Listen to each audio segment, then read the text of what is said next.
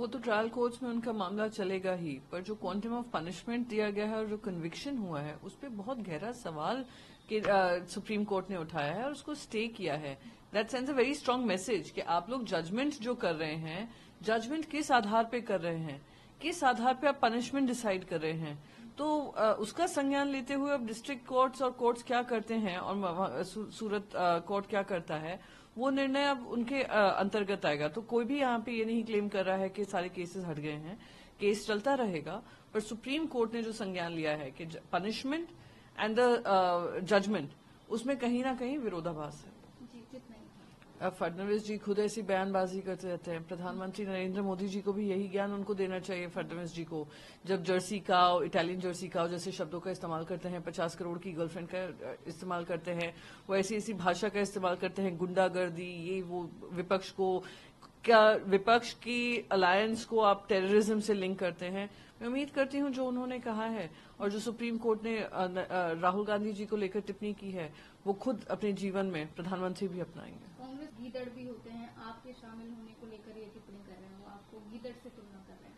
आम आदमी पार्टी और कांग्रेस पार्टी दोनों ही इंडिया अलायंस के मेंबर्स हैं और उस पर आपस में जो भी दिल्ली के जो भी वो हैं लीडर्स हैं कांग्रेस के, वो अपनी टिप्पणी कर रहे हैं, आम आदमी पार्टी से हो रहा है। बट मैं फिर भी कहूंगी विरोधाभास पॉलिटिक्स में अपने हो सकता है, पर विरोधाभास देश के लिए नहीं हो सकता है। जहां देश में संविधान ही खत्म हो रहा हो, प्रजातंत्र ही खत्म हो रहा हो और एक मनमानी पार्टी अपना काम कर रही हो, सेंट्रल एजेंसीज को खत्म करने का काम कर रही हो, इलेक्शन कमीशन को अंडरमाइन करने का काम कर रही हो, तो उसमें भले ही कितना विरोधाभास आपस में हो, पर देश में एकजुट होकर ये लड़ाई लड़ना बहुत ही महत्वपूर्ण है, प्रजातंत्र को बचाने के लिए, संविधान को बचाने के लिए। आज भी कॉलेज के पास अवैध निर्माण था, वहाँ पर कुछ हटाया गया वहाँ के सीएम के निर्देश के बाद, इस पर क्या कहेंगे? देखिए, अपनी खुद की जो विफलताएं हैं वो बुलडोजर जस्टिस के माध्यम से छुपा देना बहुत ही दुर्भाग्यपूर्ण है।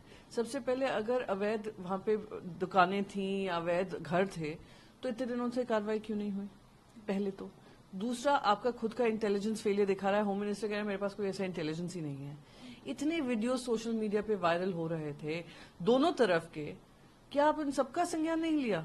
इतना सीरियस इंटेलिजेंस इशू है स्टेट में, तो दिखाता है कि स्टेट गवर्नमेंट इंटेलिजेंस को लेकर सीरियस नहीं है। तीसरी बात, आपको पता है इतनी बड़ी शोभा यात्रा निकलने वाली है, उसका रूट क्या होने वाला है, कितने लोग होने वाले हैं। खुद डेप्यूटी चीफ मिनिस्टर ने कहा है कि उनको अंधेरे में रखा गया, वीएचपी और बजरंग दल ने उनको अंधेरे में रखा कि किस तरीके की शोभा यात्रा होगी, कितने लोग शामिल होंगे, कितने उसमें वेपन्स होंगे।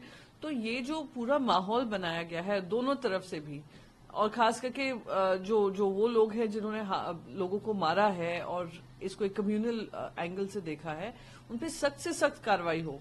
पर कार्रवाई और जवाबदेही सरकार से भी पूछना चाहिए, आप के जो मापदंड होने चाहिए बेसिक लॉ एंड गवर्नेंस के, वो क्यों मिसिंग थे?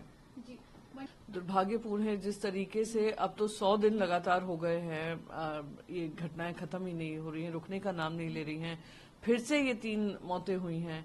ये दर्शाता है कि केंद्र सरकार संसद में उसके बारे में चर्चा नहीं करेगी, प्रधानमंत्री नरेंद्र मोदी जी अपना मौन नहीं तोड़ेंगे, गृह मंत्री उस पर पूरा लीपापोती करेंगे।